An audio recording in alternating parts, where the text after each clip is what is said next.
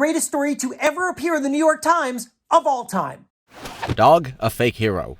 That was the headline on February 2nd, 1908. And here's the thing. This is great not just because it's funny, though it is funny. It's also great because this is one of the greatest management lessons you will ever hear, and it's especially important in crisis times like this. So, let's get to the dog. In Paris in 1908, the police were looking to recruit a couple police dogs, and they heard about an especially brave one who lived right by the river. Recently, a kid had fallen in the river and almost drowned, and the dog heard his cries and leapt over a hedge and ran down the bank and jumped into the water just in time to save the kid. The dog was a hero! And here's how the newspaper reported it.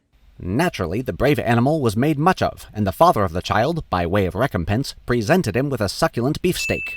But shortly after that, the neighborhood needed its hero again. 2 days later, another child fell into the water and was rescued by the dog. The lifesaver received the same caresses and another beefsteak. Boy, it is good to have this dog around. But the thing is, more kids keep falling into the river and the dog keeps having to rescue more kids. What is going on here? Who could the culprit be?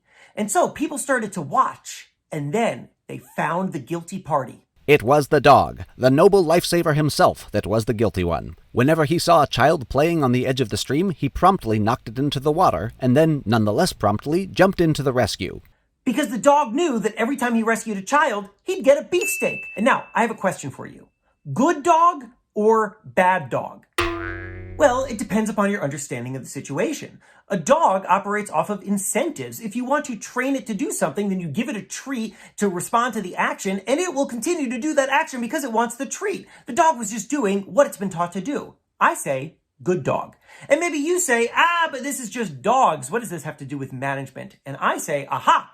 You have never potty trained a child, have you? Because when my wife and I were potty training our son, we wanted to get him to pee in the toilet. And so we said, we will give you a treat every time you pee in the toilet. And do you know what he did? He would pee just a little bit, and then he would ask for a treat. He would hold the rest in, and then a minute later he would go and he'd pee just a little bit, and he'd ask for another treat. He was just learning, and so we had to scrap that incentive. And you know what this is? This is not just dogs and not just children. This is an economic principle, and here's what it's called. Goodhearts Law.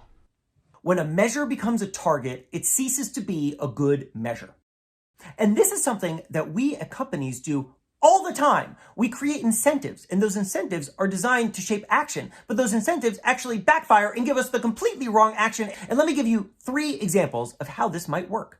Number 1, let's say you run a car dealership and you want more cars sold. Well, you might gather your salespeople around and say, salespeople, I got a deal for you. Whoever sells the most number of cars this week gets a bonus. Do you know what will happen? I will tell you what will happen. The salespeople are going to go out and they're going to discount those cars. They're going to sell cars for as little as they can because they are just being measured on the number of cars sold.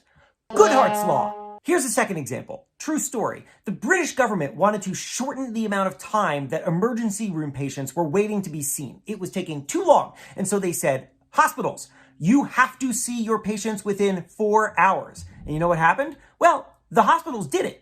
But here's how they did it. They didn't actually move faster. They forced the patients to sit in the ambulance until it was guaranteed that they could come into the hospital and be seen within 4 hours. You know what that is? Goodharts Law. Number 3, a personal one. When I was in high school, our English teacher gave us a grade based on the number of pages of creative writing that we produced. Just pages. So you know what I did? I produced a lot of pages of me writing Green Day lyrics. Goodhearts Law. As this coronavirus crisis forces so many people to work from home, many managers are unsure of how to lead in this new environment, and they may be tempted to set measures and targets and judge people by them. And let me tell you what will happen if you do that. Oh, those people, they will work for those measures, and they will work towards those targets, but that may not get you the outcome that you are looking for. It's Goodharts Law. What should you do instead? You should offer measures and targets that take into account the holistic view of what your team is doing. You show that you respect all of what they do, not just one little number. Because otherwise, you will be leading a lot of fake hero dogs, where what you really need are heroes.